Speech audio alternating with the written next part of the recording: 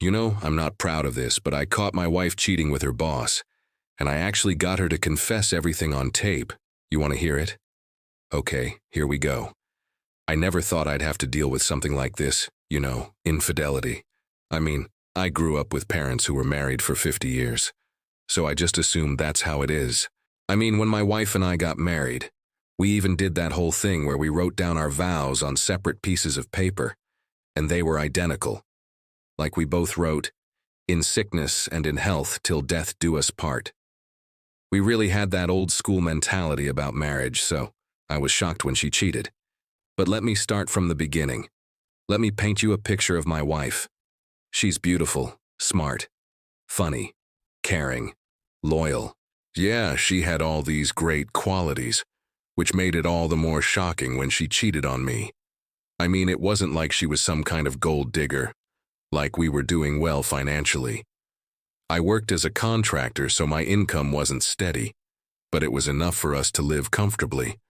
Plus, she didn't have student debt like some other women who marry rich guys. I know she loved me because she always told me. She would say things like, "You are the best husband a girl could ask for, and I love you more than anything." So I just couldn't wrap my head around why she would cheat. We lived in a small town in Utah, and she worked for this company that dealt with real estate. She was a broker, and her boss, well, let's just say he was twice her age. He was married too, but his wife, bless her heart, she was going through early menopause and couldn't get pregnant, so he was always at work. I remember thinking it was kind of weird that he spent so much time at work instead of being with his sick wife. But what do I know? I'm just a guy. Anyways, one day my wife asked for a raise. I think she deserved it. She was bringing in a lot of money for the company. But her boss, Mr. Williams, denied it. I guess he was hoping she'd come to him for comfort, 'cause after he denied the raise, she went straight to his office, locked the door, and they started talking. Now, I don't want to sound like some jealous husband, but it was strange, you know? Like, why did they need to talk in private? I mean, I wasn't suspicious or anything, but I couldn't help but wonder. That's when I decided to check the security footage from their offices. I figured it'd be a quick look, you know, see what happened and move on. But I don't know, maybe it was boredom or suspicion, but once I started looking, I couldn't stop. It was like a train wreck, you know, you can't look away. Anyways, I found out that every time my wife went to Mr. Williams' office, they would stay in there for hours, like 4, 5 hours. And they weren't just talking. They were hugging, kissing, touching each other. At first, I thought I was imagining things, but no, they were definitely having an affair. Now, I won't go into all the details, but trust me, it was bad. I mean, these people were disgusting. At one point, Mr. Williams was laying on the table in his office while my wife straddled him. Like, what kind of monster does that? I mean, I was angry, betrayed, heartbroken. I felt like my world was crashing down. And to be honest, I thought about confronting them, you know, maybe punching Mr. Williams in the face. But you know, I'm not that kind of guy. I mean, I'm not perfect, but I don't like to fight. Plus, it wouldn't bring back what we had. So I decided to confront my wife.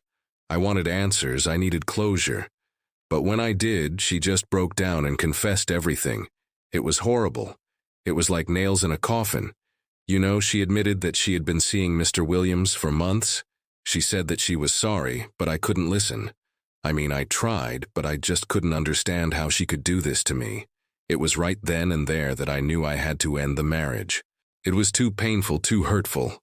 I mean, I loved my wife, I still do. But trust is a big thing in a relationship, and she had betrayed that trust. Well, the thing is, before I ended things with her, I got her to confess everything on tape. See, I'm a contractor, so I work out of my truck, so I always have my phone and a portable recorder with me. It was just habit for me to record our conversations. Plus, I knew that if I confronted her about the affair, she would deny it. Women are good at lying to men. I knew that if I pressed her and she denied it, and I didn't have any proof, she would just make me look like the crazy, jealous husband. So I decided to play smart. I put the recorder in my pocket and I sat down next to her, and I said, "Sarah, I know about you and Mr. Williams. I know about the affair, and she looked at me, shocked. She tried to deny it, but I played the audio back, and there it was, her voice admitting everything. I won't go into all the details, but basically she confessed everything.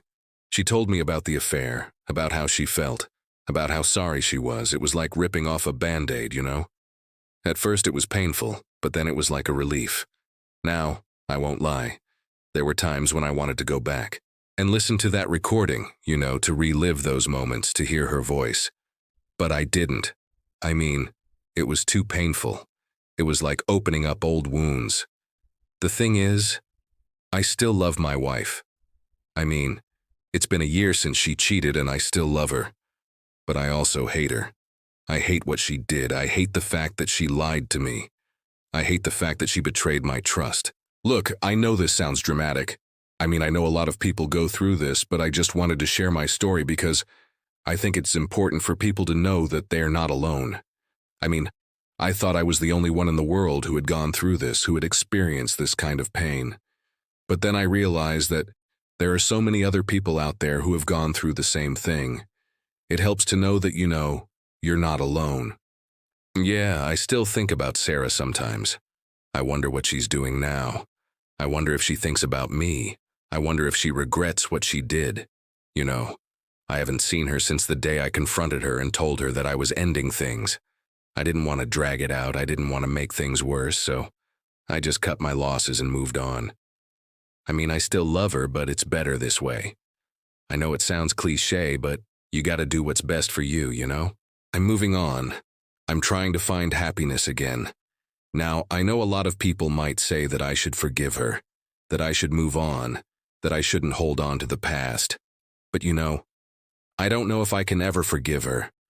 I mean, it's been a year, and I still think about her every day. I still love her, but I hate her. I hate what she did. I hate the fact that she lied to me.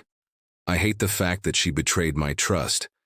And you know, I thought about it, I really did. I thought about forgiving her, but I just don't know if I can. You know, I'm not gonna lie, there were times when I wanted to go back and listen to that recording, you know, to relive those moments, to hear her voice. But I didn't.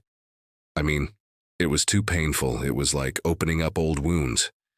So yeah, that's my story. I guess I'll see you guys next time. Hey guys, thanks for watching. Don't forget to like, comment, and subscribe.